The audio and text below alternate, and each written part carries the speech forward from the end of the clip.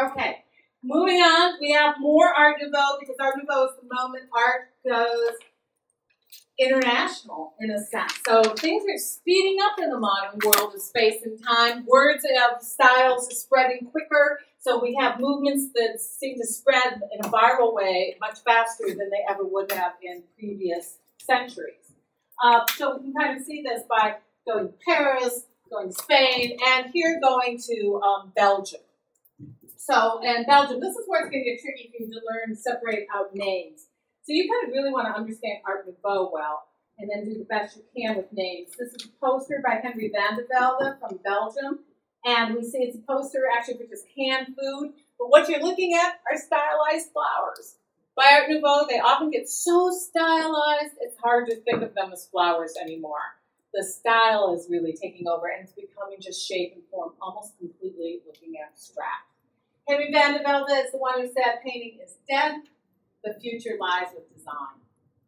So seeing this whole new visual culture erupt in the works of Toulouse-Lautrec and the works of Henry van de Velde, a new visual culture that is not defined just by the old tropes and rules of the academy.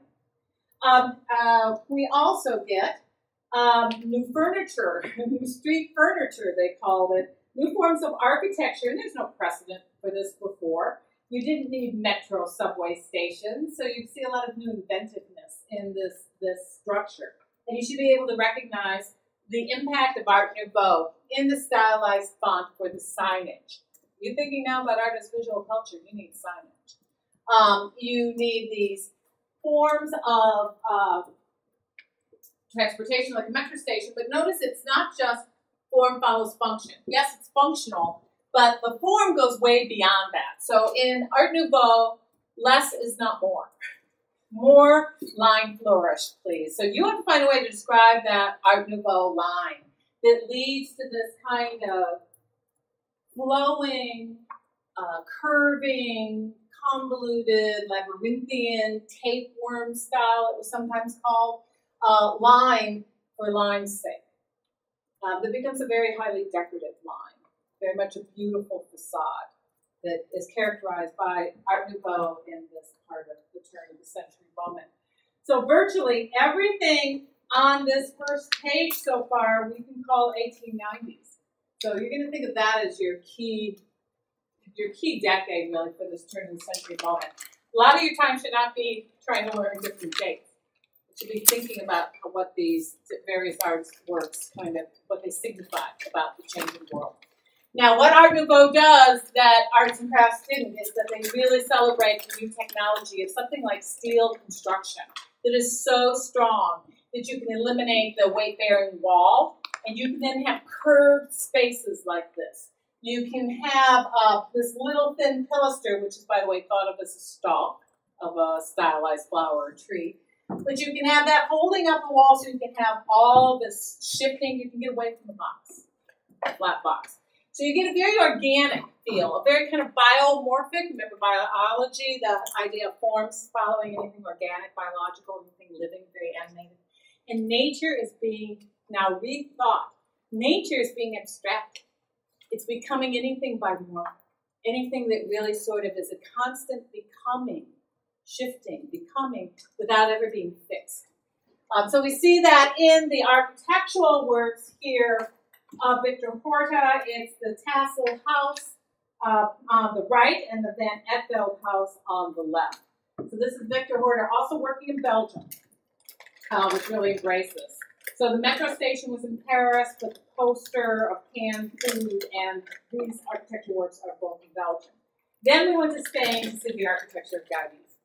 And this, one of the pieces are important works I want you to know is the Casa Mila, the huge apartment building that doesn't just turn the corner at a right angle, it rolls around the corner in a very organic way.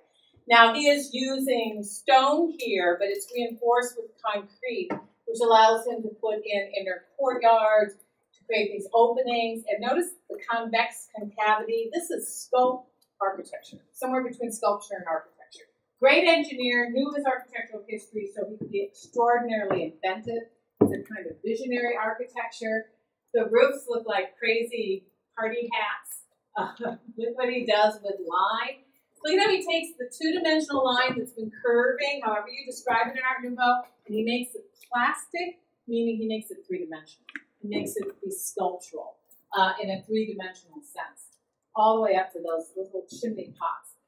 No way to really predict the interior from the exterior, because an irregular beauty, a complex beauty is what they're after, and there really are no two rooms exactly alike. Nothing really on the right angle or the box. You can see from the contours of the facade, the convexities and concavities, the way he uses steel on the outside to create a kind of seaweed. It has a real natural, organic feel and a highly abstract, inventive creativity to it. And now we are at that roof, that undulating roof that plays with that Nouveau line in a three-dimensional way. He also did the park, Park Blaue, and all of this in Barcelona. And this is where you see that broken mosaic tile design that he's quite famous for. And you see a lot of it here with taking these bits of shards of ceramic and putting them together to create this kind of interesting hybrid form of different designs and patterns at work that speak, I don't know, they seem even more than modern to me. They seem almost postmodern because they're so hybrid. They're so not homogenized, not all over the same, but heterogeneous. And then we saw him redefine the Gothic for modern age. And that is his Church of the Sagrada Familia, which is still under construction, because really a Gaudi vision is perhaps not of this earth and not really realizable. He would start with a plan, but then always invent beyond it as he went along. So that's the actual Gothic church. This is what he starts building. He moves to the site. He lives as a hermit to the site. He gives all his money back to the site. He dies before it's ever done. A church that Salvador Dali helped us expand. One last aspect of Art Nouveau before we shift to Vienna, and that's Tiffany, the glass of Tiffany. I wanted you to look in particular at the table lamp and his vases, because the table lamp involves electricity, embracing something functional like that of the modern world, but still conceiving of it as a stylized flower. He revolutionizes stained glass. He doesn't make it all one color, but gives you variations within. And if you just look at the little cuts of the glass, it is already abstract shapes and forms to indicate a very complex beauty.